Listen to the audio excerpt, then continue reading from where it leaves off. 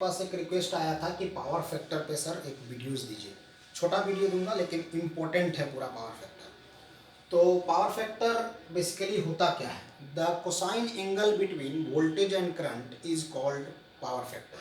कहने का मतलब हुआ कि ये देखिए, जो वोल्टेज है और करंट है, करंट के बीच में, वोल्टेज एंड करंट के बीच में जो एंगल बना रहा है, फाई एंगल बना रहा है। तो पावर फैक्टर अगर हमें निकालना है तो कोस फाई कर देंगे तो वो पावर फैक्टर का वैल्यू दे देगा। एक डिफरेंस ये हुआ।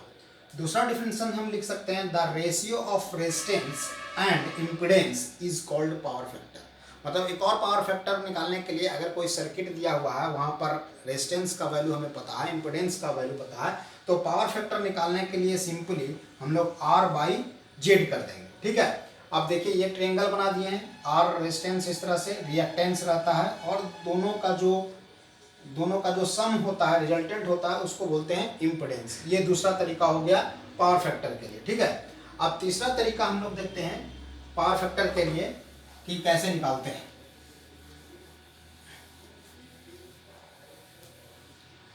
देखिए पावर फैक्टर के लिए तीसरा तरीका देखते हैं। पावर फैक्टर क्या होता है? रेशियो ऑफ रियल पावर बोले, ठीक है, इसी को बोलते हैं, और ट्रू पावर भी बोलते हैं। True power, ratio of real power to apparent power. ठीक है, एक पावर फैक्टर निकालने के लिए तरीका होता है कि real power divided by apparent power कर देते हैं तो मेरा पावर फैक्टर देता है। तो रियल पावर क्या होता है? V I cos phi. Apparent power क्या होता है? V I. अब क्या हुआ? वी आई से कट गया तो क्या आया? Cos phi. तो पावर फैक्टर पहले भी बता चुके हैं कि पावर फैक्टर कोस फाई होता है। ठीक है, तो तीन तरीके से बेसिकली हम लोग पावर फैक्टर को जनरली निकाल सकते हैं। ठीक है, अगर मेरा सर्किट दिया हुआ है, R और Z पता है, तो वहाँ से पावर फैक्टर निकल जाएगा। वी आई के जो एंगल होता है तो कोस फाई दे करके वहाँ से निकल जाएगा। और तीसरा, अगर रियल पावर पता है, एपरेंट पावर पता है, तो उसको कोस फाई से निकाल देंगे। देखिए, रियल पावर को ट्रू पावर भी बोला जाता है, वाट पावर भी बोला जाता है। ठीक है, और पहले वीडियो में मैंने बता चुका था रियल पावर, एपरेंट पावर, और एक और पावर क्या होता है?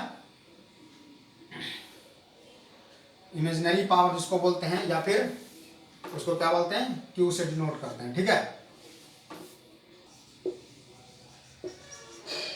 पी रियल पावर, ठीक है, क्यू को देखते हैं रिएक्टिव पावर,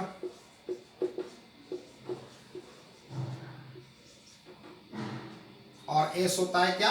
एपरेंट पावर। मतलब तीन तरह से हम लोग ये पावर पढ़ते हैं। तो P देख लिए, V I cos phi, Q equal to होता है वी आई साइन फाई। ठीक है, ये जनरली हम लोग ध्यान में रखेंगे, रियल पावर, रिएक्टिव पावर और एपरेंट पावर। ठीक है, तो इससे तीन तरीके से हम लोग बेसिक्स ये पावर फैक्टर हम लोग निकाल सकते हैं। यही तीन डिफिनेशन आप दे सकते हैं। ठीक है, और ये बहुत इंपॉर्टेंट है पावर फैक्टर कहीं भी के लिए। ठीक है, अगर लोड लगाते हैं हम लोग उसमें, तो लोड में हमेशा पावर फैक्टर भी मेंटेन करना पड़ता है कि जीरो। पावर फैक्टर का वैल्यू जो होता है, एक सिंपल याद रखिएगा, जो पावर फैक्टर का वैल्यू होता है वो 0 to 1 के बीच में वेरी करता है। ठीक है, पावर फैक्टर का वैल्यू 0 to 1 के बीच में वेरी करता है। ठीक है, यही है मेरा मेन इंपॉर्टेंट पावर फैक्टर।